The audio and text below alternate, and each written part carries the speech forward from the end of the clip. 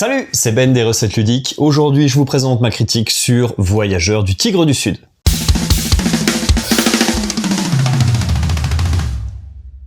Voyageurs du Tigre du Sud, ou Wayfarer of the South Tigris pour le titre original, est un jeu de Shem Phillips et S.J. McDonald. Il est illustré par Mihailo Dimitrievski, alias The Miko, et édité par Garphill Games. Il est localisé en français par Pixie Games. C'est un jeu conçu pour 1 à 4 joueurs pour des parties entre 1h et 1h30 et une difficulté estimée sur BGG à 3,7 sur 5. Notez que la boîte du jeu m'a été fournie par Pixie Games dans le cadre de cette critique. Voyageurs du Tigre du Sud vous propose de cartographier les alentours de la ville de Bagdad. Vous devrez collectionner des cartes qui représentent des paysages ainsi que les symboles qui leur sont associés. Le jeu se joue au tour par tour, il n'y a pas de manche en termes de structure et la fin de la partie est déclenchée lorsque l'un des joueurs atteint le dernier emplacement du journal. Lors de son tour, un joueur a 3 possibilités. Il peut soit réaliser une action grâce à l'un de ses dés disponibles, soit réaliser une action grâce à l'un de ses personnages disponibles, ou encore il a la possibilité de se reposer, c'est-à-dire récupérer tous les dés qu'il a utilisés, les relancer et ils deviennent à nouveau disponibles. Au début de la partie, ainsi que après vous être reposé, vous allez pouvoir relancer l'intégralité de vos dés. Vous les placez sur votre plateau joueur, dans les colonnes qui correspondent, et ces dés vont représenter des ouvriers que vous allez pouvoir crafter. Chacune des colonnes en face des dés de différentes valeurs vont pouvoir accueillir des tuiles, amélioration avec sur ces tuiles différents symboles qui vous permettront notamment de réaliser des actions. Ici par exemple, avec ce symbole dromadaire dans ma colonne de D3, je pourrais utiliser un D3 et le placer sur un emplacement de dés avec un dromadaire. Les personnages quant à eux n'appartiennent pas directement aux joueurs, chaque joueur en possède 2 au début de la partie et ensuite, une fois qu'ils auront été utilisés, c'est-à-dire placés sur une carte autour du plateau central pour réaliser l'action qui y est associée, ils pourront être récupérés soit en utilisant l'action spécifique qui vous dit récupérer un personnage, soit lorsque l'un des joueurs acquiert la carte sur laquelle se trouve le personnage. Dans ce cas-là, il récupère également le personnage qui s'y trouve, que ce soit lui qui l'ait placé ou non. Enfin, l'action de se reposer vous permet de relancer tous vos dés et s'il vous reste 1 ou 0 dés dans votre réserve de dés disponible, vous allez en plus obtenir différents effets, notamment cette action qui vous permettra d'avancer sur le journal, on y reviendra. Parmi les effets apportés par le jeu, on trouve notamment la possibilité de récupérer une nouvelle carte. On va commencer par les cartes jaunes, qui sont les cartes terre. 2 types de cartes jaunes. Les cartes ville, tout d'abord avec ce symbole, qui vous apporte de nouveaux emplacements pour placer vos dés et effectuer l'action associée. Et les cartes montagne, qui vous apportent des bonus récurrents lorsque vous obtenez un symbole d'un type particulier ou que vous effectuez une action spécifique. On trouve ensuite les cartes bleues, c'est-à-dire les cartes eau, qui sont divisées également en 2 types. On trouve d'abord les ports, qui apportent de nouveaux emplacements, au même titre que les villes, pour placer vos dés, et les cartes haute mer, qui elles apportent des bonus immédiats. Ces 2 types de cartes, les cartes terre et les cartes eau, seront placées de part et d'autre de votre plateau, de manière à créer un panorama. Pour ces 2 types de cartes, vous avez 2 possibilités. Soit vous récupérez l'une des 4 cartes qui forment la rivière de cartes, donc face visible, ou alors vous pouvez aller chercher directement les 3 cartes du dessus de la pile, à condition soit de payer une marchandise supplémentaire, soit de posséder un symbole spécifique dans votre grille de craft de dés. On continue avec les cartes personnages. Les personnages ont éventuellement un coup en pièces, indiqué ici en haut à gauche, et ces cartes personnages vont venir se placer sous vos cartes paysages directement, donc les cartes terre et les cartes eau. Vous devez faire correspondre l'icône du personnage avec l'icône de la carte. Ici c'est une carte montagne, je ne peux la mettre que sous une montagne bien sûr, et chaque carte paysage ne peut accueillir qu'une seule carte personnage. Les cartes personnages apportent un bonus lorsque la carte sous laquelle elle se trouve est déclenchée ou est utilisée selon le type de carte. Les cartes espace doivent venir se placer au-dessus des cartes paysages, donc terre et eau. Donc vous ne pouvez pas placer de nouvelles cartes espace si vous n'avez plus de cartes terre ou eau sans carte espace déjà au-dessus. Ces cartes espace vont apporter principalement des points de victoire. Les cartes étoiles apportent des points de victoire selon certains critères indiqués directement sur la carte. Les cartes planètes vont amener des points de victoire en fonction du nombre de symboles planètes que vous possédez. Les cartes comètes vous apportent des points de victoire selon le nombre de symboles comètes indiqués sur la carte, et à la fin de la partie, le joueur strictement majoritaire en comète va obtenir plus de points de victoire pour chacune de ces cartes comètes. Enfin, il existe une carte soleil et une carte lune dans la totalité du paquet de cartes espace. Chaque carte vous apporte des points individuellement, mais ensemble, elles vous apportent beaucoup plus de points, mais bien sûr, une seule carte de chaque dans tout le paquet.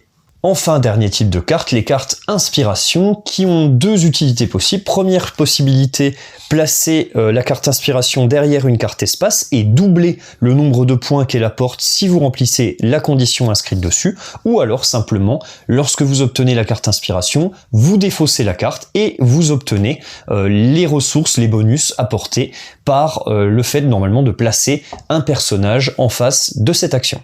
Parmi les actions disponibles, on trouve également la possibilité de récupérer de nouvelles tuiles amélioration que vous allez placer dans votre caravane. C'est la zone justement où se trouvent vos dés et la possibilité de les crafter. Lorsque vous obtenez l'une de ces tuiles, vous devez la placer dans votre grille et ainsi modifier les symboles dont disposeront les dés de telle ou telle valeur. Ici, mon D3 dispose maintenant du symbole dromadaire et du symbole bateau. Certaines actions vous permettent également de manipuler la valeur des dés, voire d'en relancer.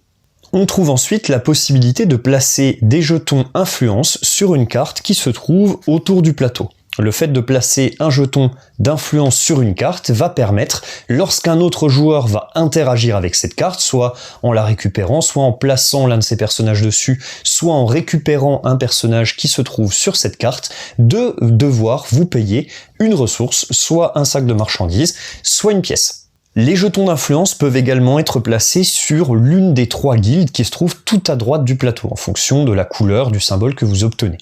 Pour utiliser ces jetons d'influence dans les différentes guildes, il suffit de les retirer depuis la guilde correspondante pour en obtenir l'effet.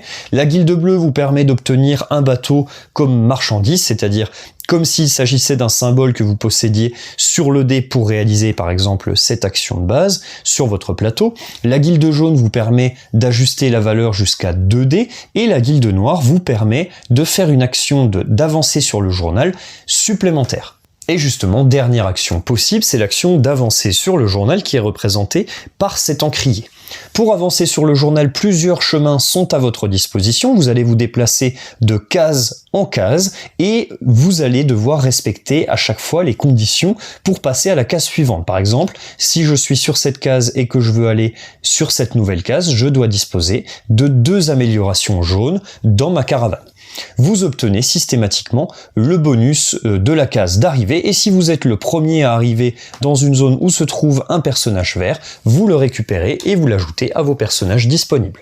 Lorsqu'un joueur atteint la dernière case du journal, la fin de la partie est déclenchée. Tous les joueurs, y compris le joueur qui vient de mettre fin à la partie, disposent d'un dernier tour de jeu. À l'issue de ce dernier tour, un décompte final a lieu. Chaque joueur va regarder parmi ses cartes terre et eau combien de symboles de chaque type il possède et obtenir les points en conséquence. Les ensembles de 4 symboles différents sont également valorisés. Ensuite, chaque carte espace va être décomptée individuellement en fonction du critère indiqué dessus. On a une éventuelle multiplication par 2 des points apportés par la carte. Si jamais une carte inspiration s'y trouve et que la condition est satisfaite, on va également obtenir des points pour les tuiles amélioration qui sont dans notre caravane. Certaines tuiles apportent des points de victoire. Et enfin, sur chacune des 3 guildes, le joueur ou la joueuse majoritaire strictement va obtenir 3 points de victoire pour chacune des guildes. À l'issue de ce décompte, le joueur ou la joueuse avec le plus de points de victoire l'emporte et en cas d'égalité, c'est le joueur ou la joueuse majoritaire dans la guilde noire qui l'emporte. Maintenant que vous avez un aperçu du gameplay, on va passer à la partie critique. J'ai donc réalisé 5 parties de Voyageurs du Tigre du Sud à 4 et à 2 uniquement. J'aurais bien voulu tester la configuration 3, malheureusement j'ai pas encore eu l'opportunité, mais ça viendra normalement. Toutes les parties n'ont pas dépassé 1h30, il y a une seule partie à 4 qui a dépassé l'heure et demie. Il y avait plusieurs joueurs qui découvraient le jeu et on est arrivé à peu près à 2 heures. Il y a eu pas mal d'analysis paralysis. Sinon, on est quand même resté plus ou moins dans le timing du jeu et à 2 joueurs, on descendait même presque sous l'heure. Donc voilà, on est quand même dans des durées de jeu très raisonnables. D'une manière générale, toutes les parties se sont très bien passées et j'ai un ressenti très très positif sur le jeu. Je vais vous détailler ça tout de suite. On va commencer par la partie gameplay. Alors, la première chose qu'on peut noter sur le jeu, c'est que c'est un bac à sable. C'est-à-dire que c'est un jeu qui vous offre énormément de possibilités. Vraiment, au début, vous avez, je sais plus, quelqu'un avait calculé le nombre d'actions possibles, c'était assez impressionnant. Il y a plus de 20 actions possibles que vous pouvez réaliser lors de votre premier tour. Donc, moi, je trouve que c'est un point très positif parce que ça laisse énormément de liberté aux joueurs. Et ça, c'est très très chouette. J'aime pas du tout être contraint tout de suite dans un jeu sur ce que je peux réaliser. Je trouve que ça crée des ouvertures et tout ça. Là, concrètement, il n'y a pas vraiment d'ouverture parce que, c'est tellement ouvert, on peut faire tellement de choses différentes, partir dans plein de directions que, voilà, on peut, tout est possible. Donc pour moi, c'est un avantage. Pour d'autres, ce sera un frein, effectivement, parce que, c'est tellement libre qu'on ne sait pas vraiment vers où s'orienter. On a un petit peu le syndrome du qu'est-ce que je dois faire, comment est-ce que je gagne des points, et en plus d'être bien sûr sujet à l'analysis paralysis, et ça a été le cas lors d'une de mes parties, effectivement on peut se retrouver quand même face à un joueur qui est bloqué. Il a tellement de choix possibles, il est en train de tous les peser, les calculer, de voir est-ce que c'est mieux de faire ça, non mais toi t'as besoin de cette carte là, tu dois aller ici, si t'avances encore d'un cran la partie est terminée, machin. Donc ça peut effectivement prendre un petit peu plus de temps et perdre un petit peu des joueurs qui aura un petit peu moins l'habitude. On est quand même sur un jeu assez avancé. Moi, je le mettrais largement dans la catégorie des jeux experts. On est à 3,7. Pour moi, on est dans un vrai jeu avancé. C'est clairement un bon niveau. Donc, voilà, des joueurs qui seraient un petit peu moins expérimentés risquent d'arriver d'être un petit peu perdus face à tous ces choix. Donc, à noter, jeu bac à sable.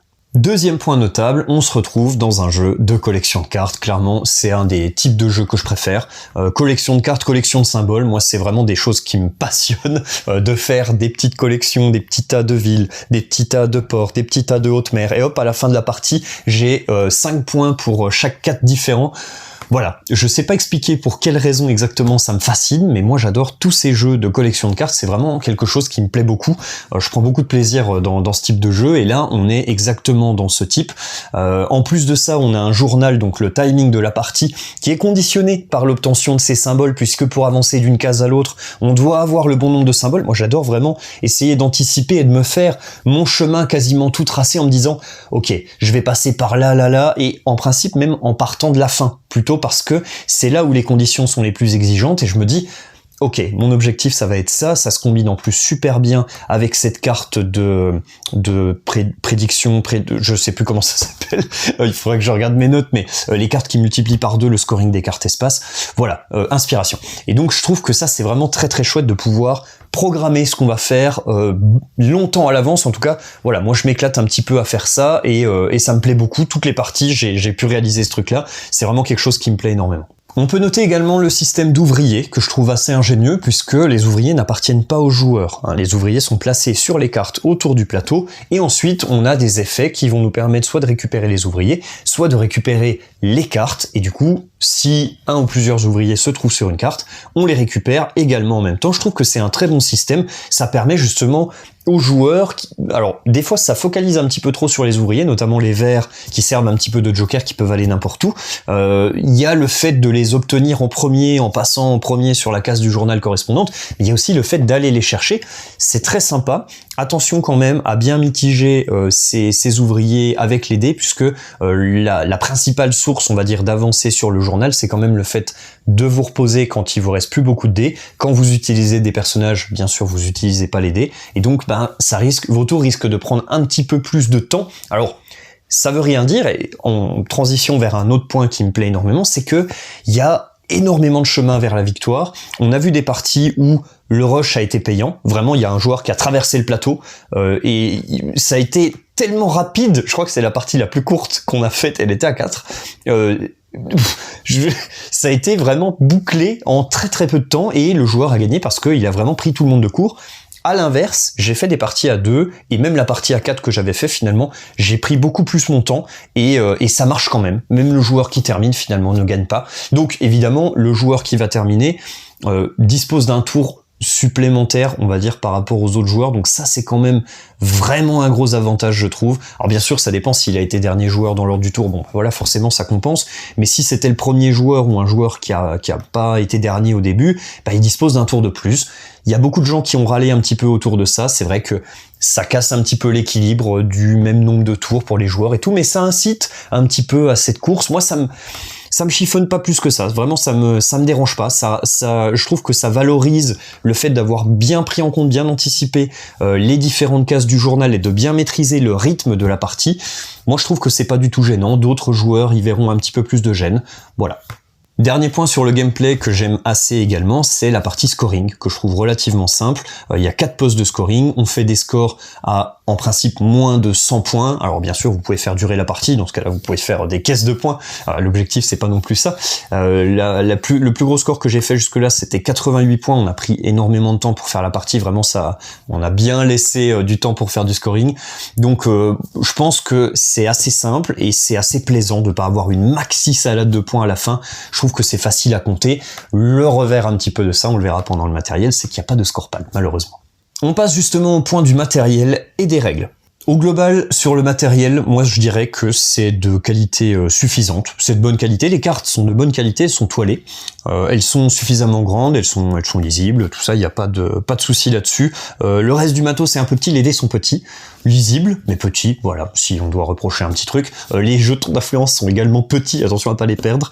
Voilà, mais sinon, d'une manière générale, la qualité est au rendez-vous. Moi, j'ai pas de reproche particulier à faire. Les plateaux joueurs sont assez pratiques. Alors, le jeu va prendre de la place sur la table, il faut le savoir quand même, parce qu'on va s'étendre de chaque côté du plateau joueur, et ce pour tous les joueurs. Donc, prévoyez quand même de la place, non pas en hauteur, mais vraiment en largeur. Sinon, voilà, pas de reproche particulier. Un petit reproche que je peux faire sur le matériel, c'est le scorepad, qui n'existe pas. Malheureusement, il faudrait un petit scorepad, même s'il n'y a que 4 postes de scoring, ça aurait été appréciable. Maintenant, il y a une application, je vous invite à la télécharger si vous la connaissez pas, elle s'appelle Garphill Games. Vous avez tous les jeux qui ont été faits jusqu'à maintenant pour Garphill Games, avec leur scoring dédié. Vous pouvez rentrer ça dans l'application. Il faut prendre un téléphone, effectivement, mais c'est quand même plutôt pratique. Moi, je m'en sers et ça marche plutôt bien. En ce qui concerne les règles du jeu, alors, j'ai pas eu trop de difficultés à les lire. On m'a expliqué le jeu la première fois et puis ensuite j'ai lu les règles. J'ai pas trouvé ça trop difficile à lire. Il y a une structure que je partage pas trop. Moi j'aime bien quand on va dans l'ordre en fait de ce qui est proposé par le jeu, c'est-à-dire on regarde la mise en place, on fait un aperçu d'un tour de joueur avec éventuellement un petit exemple et ensuite hop on rentre directement dans la phase du tour de jeu avec les différentes actions machin. Là on a quasiment la moitié du bouquin, c'est l'aperçu de ce qui va se passer avec un mini détail des symboles, mais pas complètement, ce sera un peu plus tard. C'est un peu en 2 parties. J'aime pas trop les règles écrites de cette façon-là. Voilà, ça c'est vraiment une question de goût. Moi j'aime bien que ça aille dans l'ordre et qu'on suive vraiment le tour du joueur. On détaille toutes les actions une par une et tout. Bon, pourquoi pas. En tout cas, ce qui est à noter quand même, c'est que c'est plutôt exhaustif. J'ai pas de questions. J'ai pas eu besoin d'aller sur BGG ou même de poser des questions à des amis pour voir la façon dont ils avaient joué. Il n'y a pas eu d'erreur de règles. Non, franchement, c'est vraiment exhaustif. C'est pas extrêmement compliqué, c'est dense. Il y a beaucoup d'actions, beaucoup de choses à faire, mais c'est pas super compliqué. L'iconographie est plutôt bien faite. On va en parler justement dans le prochain point. On passe maintenant à l'iconographie. Alors c'est la première fois que je fais ce point-là, vous me direz si c'est un truc qui vous intéresse ou pas, mais je trouve que c'est important de le détacher du reste parce que c'est vraiment quelque chose qui est très important, qui fait partie de l'ergonomie du jeu et qui a son importance, aussi important que les règles à mon sens. C'est vrai que si on retrouve aucune icône, aucune aide de jeu sur le plateau ou qu'on s'y retrouve pas du tout, c'est le fouillis sur les icônes, il y a des erreurs et tout, bah c'est très pénible. Ici, en termes d'iconographie, en fait, on retrouve l'iconographie de tous les jeux Garfield Games, hein, de tout ce qui est tout le royaume de l'Ouest, et même je pense la mer du Nord. J'ai pas eu le privilège d'y jouer malheureusement, mais toute la partie royaume de l'Ouest, on retrouve ça, le système de scoring est le même. On a vraiment la même logique d'une manière générale, qui est plutôt bonne. J'ai pas grand chose à y reprocher. Je trouve qu'on s'y retrouve assez facilement. Il y a quelques petites imprécisions, ou en tout cas quelques petites cartes où il y a une petite ambiguïté, notamment les comètes. C'est vrai qu'il y a des questions qui sont soulevées par rapport à ça. Je trouve que c'est bien expliqué dans les règles, mais je comprends qu'effectivement on puisse ne pas le saisir du premier coup. Donc bon, voilà, peut-être petite imprécision là-dessus. J'ai eu un tout petite question aussi sur au tout début sur les associations. Je pensais que le fait d'avoir deux éléments avec un plus au centre, pour moi c'était cet élément-là et cet élément-là individuellement vont marquer les points. En fait non, c'était la paire. C'était bon. Maintenant quand on y réfléchit, c'est pareil, on peut le comprendre des deux manières. Voilà, c'est minime. Honnêtement, d'une manière générale, j'ai trouvé que c'était quand même très très bien fait et très agréable pendant le jeu. Deux derniers points sur l'iconographie que je trouve particulièrement réussi. Ça, le dos des règles avec le rappel de l'intégralité des symboles, ça c'est vraiment une réussite, c'est génial, il y en manque pas. Donc c'est ultra pratique, on garde la règle à côté, ça nous sert d'aide de jeu. Moi ça me vraiment tout le monde devrait faire ça. Honnêtement, c'est le meilleur truc. Et également ça, j'ai trouvé ça très intéressant.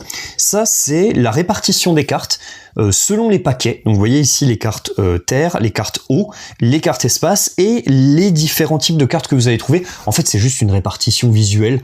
Donc c'est pas énorme. Moi, ça me parle énormément. J'aime bien avoir des proportions en fait comme ça qui sont écrites sans forcément avoir de chiffres ou de pourcentage, mais juste voilà, visuellement, on voit tout de suite, les cartes étoiles en termes de cartes espace, ça représente plus de la moitié du paquet, donc voilà, on sait à quoi s'attendre quoi.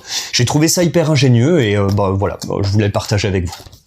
On arrive sur thématique et illustration. Les illustrations, c'est The Miko pinceau, j'en ai déjà parlé pendant la vidéo de l'EGA.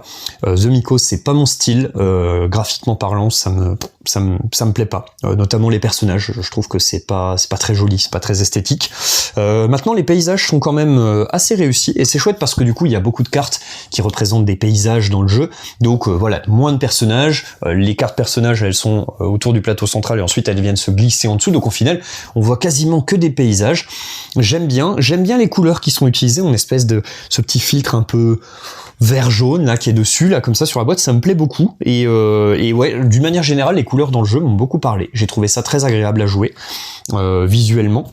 Thématiquement maintenant, thématiquement on a quelque chose qui est bien sûr, c'est pas extrêmement marqué, vous n'êtes pas immergé, vous sentez pas l'âme d'un cartographeur qui va regarder tout autour de la ville de Bagdad et qui va noter les différents paysages et tout ça, mais j'ai trouvé que c'était quand même assez logique. Il y a des choses qui sont assez intéressantes.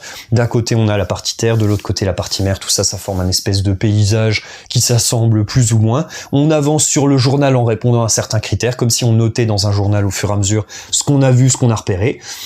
Les cartes espace se mettent au-dessus des paysages parce que s'il n'y a pas de terre, il n'y a forcément pas de ciel. Enfin voilà. En tout cas, je trouve une certaine cohérence et je trouve que j'ai pas la sensation que c'est complètement plaqué et je trouve ça assez esthétique en plus. Donc pour moi cette partie-là est tout à fait réussie. Ça me plaît beaucoup. Vraiment, j'ai été même agréablement surpris en fait parce que j'en attendais absolument rien. En termes de thématique, enfin toute la partie Royaume de l'Ouest, ça m'a pas trop parlé quoi, je sais pas trop ce qu'on faisait dedans. Ici ça me parle beaucoup plus. Voilà. On arrive sur la partie interaction. Alors les interactions, il n'y a pas d'interaction très directe. Il y a un petit peu... Globalement, je trouve que les interactions indirectes sont très présentes. Il y a beaucoup de choses, il y a du piquage de cartes traditionnel, il y a du piquage d'emplacement avec les personnages, il y a également le système de jetons influence que vous allez mettre sur les différentes cartes qui vont vous permettre de récupérer des ressources, de bloquer un petit peu certaines cartes, ou en tout cas vraiment d'amener une hésitation chez les autres joueurs. Il y a également le timing sur le journal au centre, le joueur qui va avancer un petit peu plus vite que les autres. On est loin de l'absence d'interaction et moi je trouve qu'elles sont vraiment bien dosées, elles servent le jeu. En fait, elles sont pas là pour faire de la figuration ou dire « Ok, vous voulez de l'interaction, on en met, machin ». Non, elles ont un vrai sens, elles servent le jeu dans ses mécaniques et je trouve que ça c'est bien réussi, elles s'intègrent bien. Pour moi, c'est la meilleure chose à avoir dans un jeu, c'est vraiment quand cette partie interaction sert le jeu et non pas qu'elle est ajoutée de manière artificielle. Cette interaction indirecte et ce dosage justement que je trouve très bien nous amène à la meilleure configuration qui pour moi est 3 joueurs, parce que 2 joueurs, donc c'est la seule configuration que j'ai pas joué évidemment, 2 joueurs c'est très bien, ça donne des parties rapides, mais ça laisse ça donne moins de valeur aux jetons influence notamment qu'on met sur les différentes cartes et au petit système de majorité qu'on a sur les guildes à la fin. 4 joueurs c'est un petit peu long, alors bon j'ai eu des parties avec des joueurs qui étaient un peu plus sujets à la paix, non pas toujours, mais il y a une partie où les joueurs étaient sujets à la paix, ça m'a un peu refroidi, mais franchement ça restait modéré. Je pense que 3, voilà, c'est le bon compromis. On a la bonne dose d'interaction et on a quand même une partie qui reste raisonnable en termes de temps, même si on a un joueur qui est un petit peu derrière ou qui subit un peu plus la paix. Franchement je pense que 3 c'est la meilleure chose, mais à 2 et à 4, ça marchait très bien aussi, donc vous pouvez y aller quasiment dans toutes les configurations. J'ai pas joué en solo malheureusement, je joue pas en solo, je peux pas parler du mode solo. On termine avec la partie rejouabilité que je vais détailler rapidement en 3 points. Premier point, le plateau central est en 3 parties. Donc vous avez à chaque fois un verso qui va amener d'autres critères et donc vous pouvez mélanger comme vous souhaitez les 3 parties du plateau, donc ça c'est super chouette. On exploite le dos du plateau et en plus on amène de la rejouabilité, de la renouvelabilité par le matériel, donc ça c'est super chouette. On a quand même 4 méga paquets de cartes, même 5. Alors le dernier est un peu plus négligeable, mais il y a quand même beaucoup de cartes qui vont être mélangées dans un certain ordre, qui vont apporter vraiment beaucoup de renouvelabilité, je trouve, aux différentes parties en fonction de l'ordre dans lequel elles vont sortir. Pour moi, c'est voilà, on est très bien en termes de rejouabilité pour la partie matérielle, et en plus de ça, on a des interactions dans le jeu, donc ça, je pense que en termes de rejouabilité, on est au top. J'en ai fait 5 parties, j'en veux encore au moins 5. Vraiment, là, on peut y aller. On peut en faire des parties et des parties parce que je le trouve extrêmement agréable. Pour conclure sur Les Voyageurs du Tigre du Sud, c'est un jeu donc que j'ai énormément apprécié. Je vais en refaire encore bien sûr plusieurs parties, un week-end jeu qui se profile, donc j'espère qu'on aura l'occasion de le sortir. Et en tout cas, voilà, très bon jeu, à prix en plus vraiment abordable, donc ça c'est super chouette, il est à 40-45 €. C'est vraiment très chouette pour un jeu de ce niveau-là, je trouve, en termes de ce qui est proposé. Donc voilà, allez-y, vraiment sans retenue. Cette nouvelle trilogie donc du Tigre du Sud commence très bien, on aura Érudits ou Scholars qui devrait arriver bientôt. Voilà, j'espère que ce sera du même acabit. Merci d'avoir regardé cette vidéo, à bientôt pour de nouvelles recettes ludiques.